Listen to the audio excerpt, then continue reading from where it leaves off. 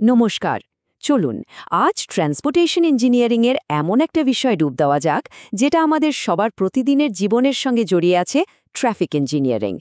সোজা কথায় বললে এটা হলো একটা শহরকে সচল রাখার পেছনের বিজ্ঞান আর তার কলাকৌশল। চলুন শুরু করা যাক। একবার ভাবুন তো, একটা শহরের রাস্তাঘাট ঠিক যেন তার শিরা বা ধমনির মতো।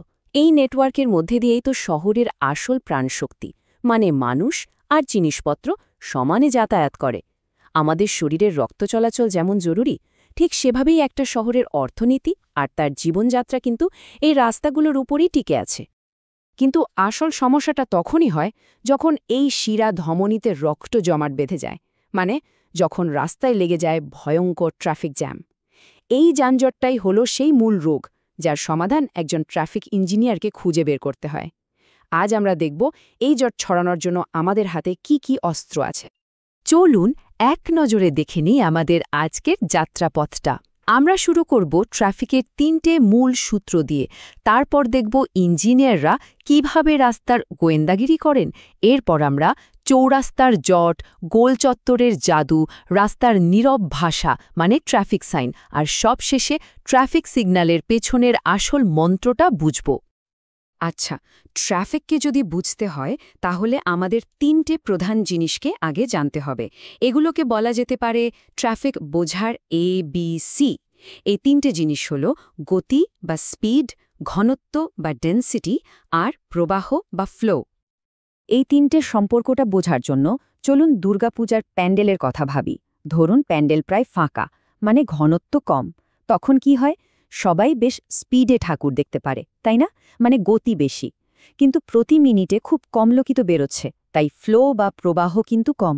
এবার উল্টোটা ভাবুন, প্যান্ডেলে পা রাখার জায়গা নেই, মানে ঘনত্ব অনেক বেশি। তখন গতি প্রায় শূন্যের কোঠায়, আর যেহেতু কেউ নড়তেই পারছে না, তাই প্রতি মিনিটে বেরোনোর লোকের সংখ্যাও কমে যায়, মানে ফ্লো আবারও কম। তার মানে সবচেয়ে বেশি ফ্লো তখনই পাওয়া যাবে যখন গতি আর ঘনত্বের মধ্যে একটা সঠিক ভারসাম্য থাকে। এই ৩টে সম্পর্কটা একটা ছোট্ট ফর্মুলায় বাঁধা, flow is equals to density into speed. মনে রাখার জন্য একটা মজার লাইন আছে, ফ্লো দেখে স্পিড বাড়ালো। এখানে ফ্লো মানে প্রবাহ, ডেকে থেকে ডেন্সিটি বা ঘনত্ব, আর স্পিড তো গতি। বেশ সোজা, তাই না? আচ্ছা, তাহলে এবার বলুন তো, রাস্তার ঘনত্ব বাড়লে গাড়ির গতি এবং ফ্লোয়ের ওপর কি প্রভাব পড়ে? কিন্তু কথা হচ্ছে, ইঞ্জিনিয়াররাই গতি, ঘনত্ব বা মানুষের যাতায়াতের অভ্যাস নিয়ে জানবেন কি করে? এখানেই আসে রাস্তার গোয়েন্দাগিরি, যাকে আমরা বলি ট্রাফিক স্টাডি।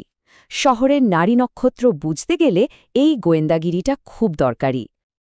এই গোয়েন্দাদের হাতে মূলত ৩ রকম অস্ত্র থাকে। প্রথমটা হলো স্পট স্পিড স্টাডি, মানে একটা নির্দিষ্ট জায়গায় গাড়ির গতি মাপা। দ্বিতীয়টা হলো স্পিড অ্যান্ড ডিলে স্টাডি, যা দিয়ে বোঝা যায় ঠিক কোথায় আর কেন গাড়িগুলো আটকে যাচ্ছে। আর সবচেয়ে গুরুত্বপূর্ণ হলো অরিজিন ডেস্টিনেশন বা OND স্টাডি, যেটা আমাদের বলে দেয় কার যাত্রা কোথা থেকে শুরু হয়ে কোথায় শেষ হচ্ছে।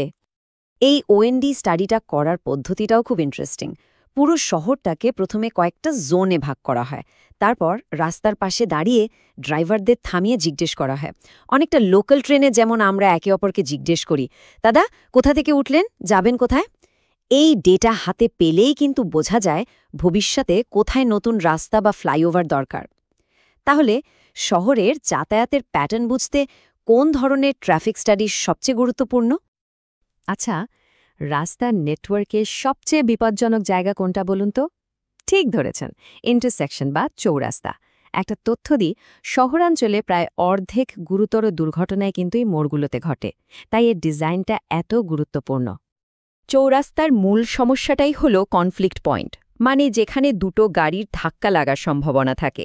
যখন দুটো রাস্তা একে অপরকে ক্রস করে একটা কনফ্লিক্ট পয়েন্ট তৈরি হয়। তার সাথে যোগ করুন ডাইনে বা বাঁয়ে ঘোরার সময় গাড়িগুলোর মিশে যাওয়া আর আলাদা হওয়া, ব্যাস একটা সাধারণ চারমাথার মোড়েই ৩০-এর বেশি কনফ্লিক্ট পয়েন্ট তৈরি হতে পারে। ভাবুন একবার শ্যামবাজারের ৫ মাথার মোড়ের কথা, কি অবস্থা হয়। এই কনফ্লিক্ট পয়েন্ট কমানোর মূলত দুটো উপায় আছে। একটা হলো অ্যাট গ্রেড ইন্টারসেকশন, যেখানে সব রাস্তা একই লেভেলে থাকে আর সিগন্যাল দিয়ে গাড়ি চালানো হয়। আরেকটা হলো গ্রেড সেপারেটেড ইন্টারসেকশন, মানে সোজা কথায় ফ্লাইওভার বা আন্ডারপাস। এখানে রাস্তাগুলো আলাদা আলাদা লেভেলে থাকায় একে অপরকে ক্রস করার কোনো প্রশ্নই ওঠে না, ফলে এটা অনেক বেশি নিরাপদ। তাহলে একটি চৌরাস্তায় দুর্ঘটনা কমানোর মূল চাবিকাঠি কি? তবে চৌরাস্তার সমস্যা সমাধানের আরও একটা খুব সুন্দর আর কার্যকর উপায় আছে, রোটারি বা গোল চত্বর। এটাকে অনেক সময় জাদুর মতো সমাধানও বলা হয়। গোল চত্বরের বেশ কিছু দারুণ সুবিধা আছে। প্রথমত, এটা একটা খুব গোছানো একমুখী ট্রাফিকের জন্ম দেয়, অনেকটা প্যান্ডেল পরিক্রমার মতো। দ্বিতীয়ত, এটা মুখোমুখি বা ৯০ ডিগ্রি কোণে ধাক্কার মতো ভয়ানক সংঘর্ষগুলো প্রায় বন্ধ করে দেয়। আর তৃতীয়ত, এখানে গাড়িগুলোকে পুরোপুরি থামতে হয় না, ধীর গতিতে চলতে থাকে, ফলে বারবার থামা চলার ঝঞ্ঝাট কমে। গোল চত্বর যে নীতির ওপর কাজ করে তার একটা বিশেষ নাম আছে, উইভিং। উইভিং মানে হল একই দিকে চলা গাড়িগুলো একে অপরের সাথে খুব কম অ্যাঙ্গেলে মিশে যায় আর তারপর আবার আলাদা হয়ে যায়। এই পদ্ধতিতে মারাত্মক ক্রসিং কনফ্লিক্টের বদলে একটা অনেক নিরাপদ মুভমেন্ট তৈরি হয়। তাহলে গোল চত্বরে কোন বিশেষ ট্রাফিক মুভমেন্টই সংঘর্ষের সম্ভাবনা কমিয়ে দেয়? চলুন এবার কথা বলা যাক রাস্তার নীরব ভাষা নিয়ে। ট্রাফিক সাইন হল সেই ইউনিভার্সাল ল্যাঙ্গুয়েজ যা কোনো কথা না বলে সব ড্রাইভারকে নিয়মকানুন, বিপদ আর জরুরি তথ্য জানিয়ে দেয়। মজার ব্যাপার হল এই সাইনগুলোকে তাদের আকার আর রং দেখেই চেনা যায়। যেমন বাধ্যতামূলক সাইনগুলো হয় গোলাকার, লাল বর্ডার দেয়া, এগুলো আপনাকে আদেশ দেয়, যেমন স্টপ।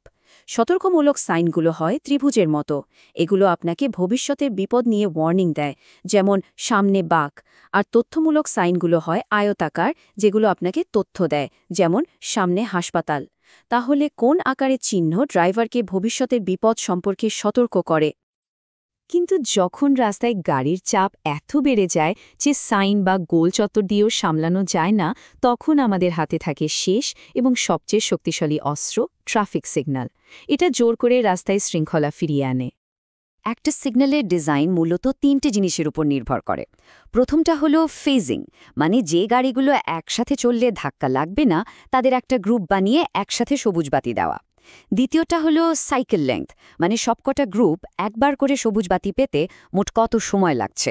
আর তৃতীয়টা হলো গ্রিন টাইম অ্যালোকেশন, সোজা কথায় যেদিকে গাড়ির চাপ বেশি সেদিকে সবুজ বাতির সময়টাও একটু বেশি হবে। তাহলে বলুন তো, ট্রাফিক সিগন্যালের প্রধান কাজ কি?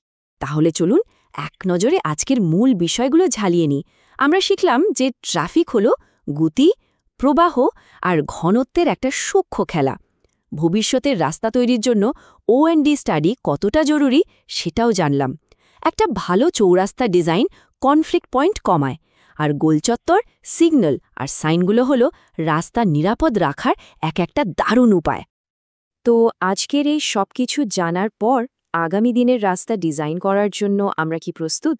মনে রাখতে হবে, এই নীতিগুলো শুধু পরীক্ষার জন্য নয়, ভবিষ্যতে যখন স্মার্ট সিগন্যাল, আর্টিফিশিয়াল ইন্টেলিজেন্স বা চালকবিহীন গাড়ির যুগ আসবে, তখনও কিন্তু এই বেসিক কনসেপ্টগুলোই আমাদের পথ দেখাবে।